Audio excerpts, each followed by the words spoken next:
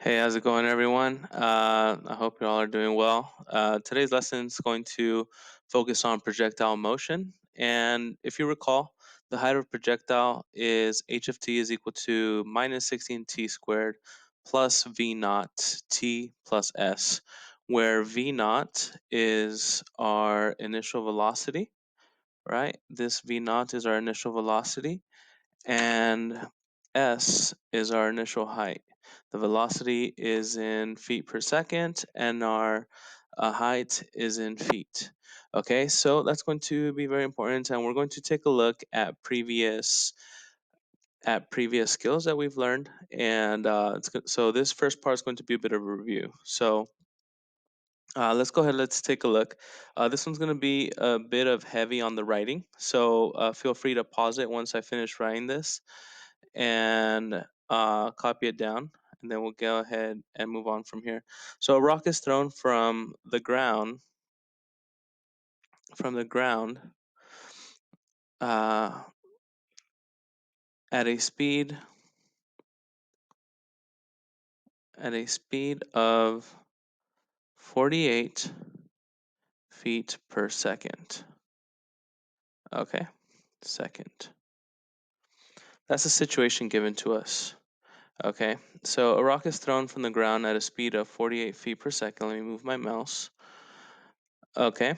So the first thing I want to find out is I want to find out how long will it take until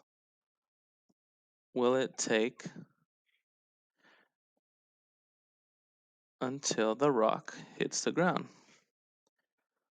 The rock lands on the ground.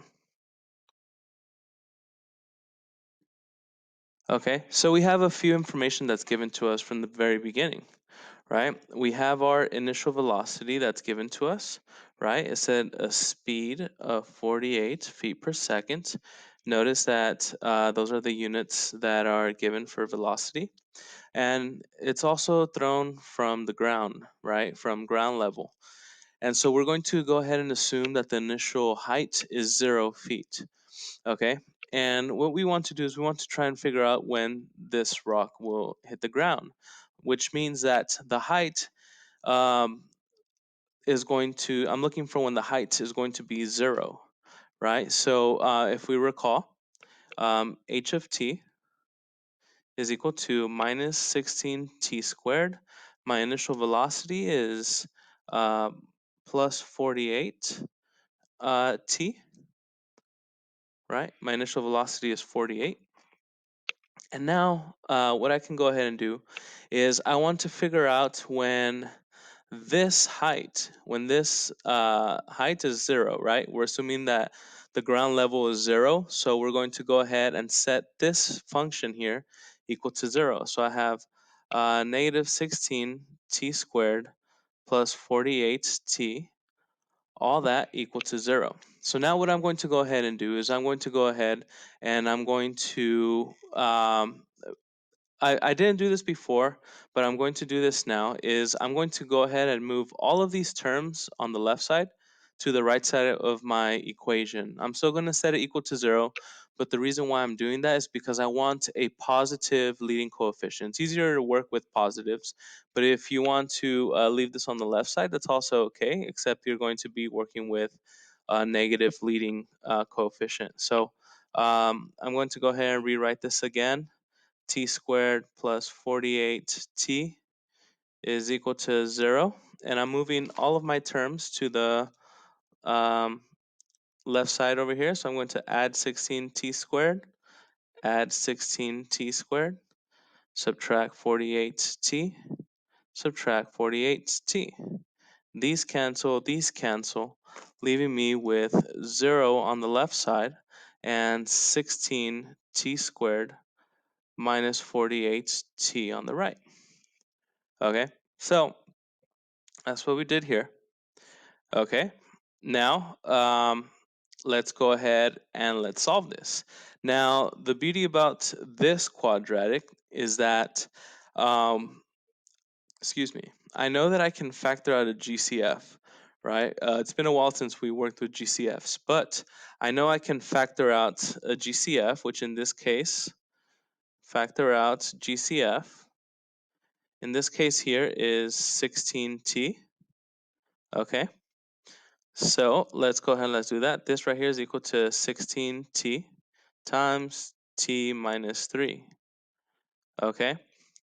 Now, since I have this quadratic in factored form, I can use a zero factor property and set each of these equal to 0, right? So 16t is equal to 0, or t minus 3 is equal to 0. Okay, so if I divide this side by 16 here, 0 divided by 16, t is equal to 0, or add 3 here, add 3 there, t is equal to 3. Okay, so now I know when the rock is going to hit the ground, and it'll hit the ground at 3 seconds. Notice that it starts off on the ground, right, at 0 seconds, and then it'll hit the ground again in 3 seconds. So what I can go ahead and say is the rock will hit the ground at 3 seconds. Okay, so we got that first part. Now, if I were to look at this graphically, it'll look something like this, right? This right here, h of t is my height. This right here is my time. And it'll look something like this. There's a quadratic. It's poorly drawn, right? Poorly drawn. But there we go. It's a little better. And we'll say that this right here is 3, right? 3 seconds. 3 seconds right over there. Okay, so starts here at 0, up, up, up, up, up, and then eventually comes back down. And my initial velocity, that's what made it go straight up over here, right? And that's when we'll find that the rock will hit, or the time that the rock will hit. Okay, now let's go ahead, let's take a look at this problem here. Okay, this next one is I want to find out when the rock will be at the height of 32 feet. So when will the rock be at the height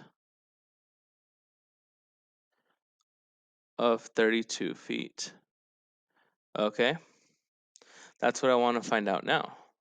So let's say, for example, 32 feet is right here. This is height, right? I want to find out this time, right? These times here. Now I can make an estimated guess, but I don't want to guess. I want to make sure that I have a a good. I want to have accurate time. So what I'm going to go ahead and do is I'm going to go ahead and use the exact same function, 16 negative 16t squared plus 48t. But I want to know when this right here is going to equal 32. So I go ahead and I want to know when it'll equal 32.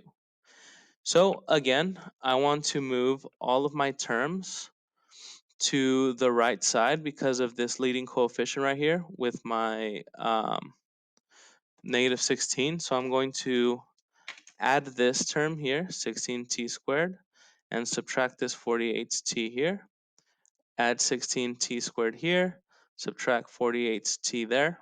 Okay, now I'm just going to go ahead and draw a line to separate my work. All right, these cancel, leaving me with 0 is equal to 16t squared minus 48t plus 32. Okay, that is my new quadratic, right? I moved everything to the right side. I want to know when the height will equal 32. Now, could you subtract the 32 and move it over here to this side? Yes, you could also do that as well.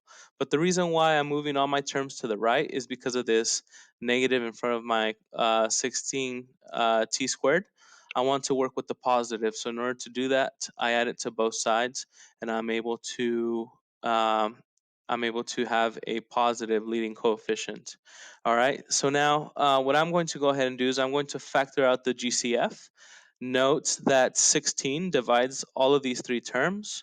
Okay, so let's go ahead and let's factor that out. So 0 is equal to 16 times t squared minus 3t plus 2. Okay, now this right here, this can factor out, or I can factor out some terms, right? For -3 and for 2, right? I want to find two terms that when I multiply them, or two integers that when I multiply them give me 2, and their sum give me -3. And we have -1 and -2, right? So 0 is equal to 16 times t minus 1 times t minus 2. And now I can use the zero factor properties to solve for these here. Okay, I can use the zero factor property to solve for these. Um, and once we do that, we set each of these equal to 0, or t is equal to negative, t is minus 2 is equal to 0. Add 1, add 1, that cancels, t equals 1. And add 2, add 2, t equals 2. And say the rock will be at 32 feet after 1 second and 2 seconds. And we're done.